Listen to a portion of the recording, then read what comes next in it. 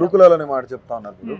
గురుకులాల్లో కానీ ZP high schools లో కానీ ప్రభుత్వ పాఠశాలలు అప్పర్ ప్రైమరీ ఏవైతే ఉన్నాయో ఈ పాఠశాలలు అన్నింటిలో కూడాను ఫుడ్ పాయిజన్ అవడానికి ముఖ్యంగా బీఆర్ఎస్ నాయకులే దీనికి కారణం అని చెప్తా ఉన్నారు. దట్టు బీఆర్ఎస్ మీ రాష్ట్ర నాయకులు ఆర్ఎస్ ప్రవీణ్ కుమార్ ఉన్నారు, ఆయన హస్తం ఉంది దీని వెనుక అని చెప్తా ఉన్నారు కదా. ఆర్ఎస్ ప్రవీణ్ కుమార్ గారి పేరును ఉచ్చరించే అర్హత కూడా రేవంత్ రెడ్డి లాంటి కుట్రదారునికి లేదు. రేవంత్ రెడ్డి అనేటోడు కుట్రకు కుతంత్రాలకు కేర్ ఆఫ్ అడ్రస్. ఆ కుట్ర కుతంత్రాలనే వేరేటోళ్ళ మీద నెడుతున్నాడు. ఆర్ఎస్ ప్రవీణ్ కుమార్ గారు కేసీఆర్ గారి సారథ్యంలో గురుకులాలనే దేశానికి మేటిగా తీర్చిదిద్దిండ్రు.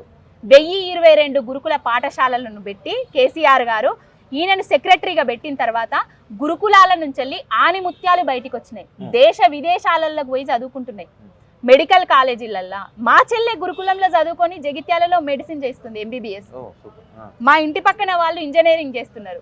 ఎంతమంది ఇంజనీరింగ్ స్టూడెంట్లను, మెడికల్ స్టూడెంట్లను, ఎంతమంది డాక్టర్లను, ఐఏఎస్ ఆఫీసర్లను తీర్చిదిద్దుతుంది తెలుసా గురుకులాలు.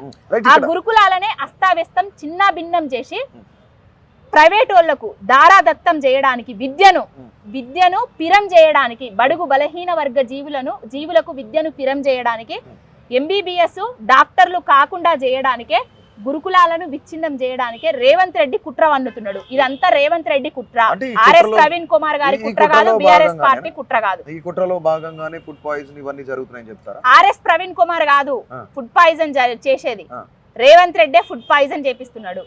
గురుకులాలను గురుకుల పిల్లలను ఇప్పుడు విద్యార్థుల తల్లిదండ్రులు మా బిడ్డల ప్రాణాలు కావన్నా, చదువులు కావన్నా అని ఆలోచిస్తారు. అప్పుడు గురుకులాలకు పంపించరు.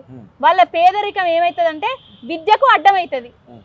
ఇప్పుడు కొంతమంది భూమిలో జాగలో అమ్ముకొని నా బిడ్డ చదువుకోవాలి, బయటికి పోవాలి, సంపాదించుకోవాలి, మా లెక్క కావద్దు అనేసి భూములు అమ్ముకొని అది బిడ్డల్ని చదివిస్తారు. మళ్ళా భూములు అమ్ముకోవాలి, జాగలు అమ్ముకోవాలి, తెలంగాణలో నిరాశ్రయులు కావాలి అనేదే రేవంత్ రెడ్డి లక్ష్యం.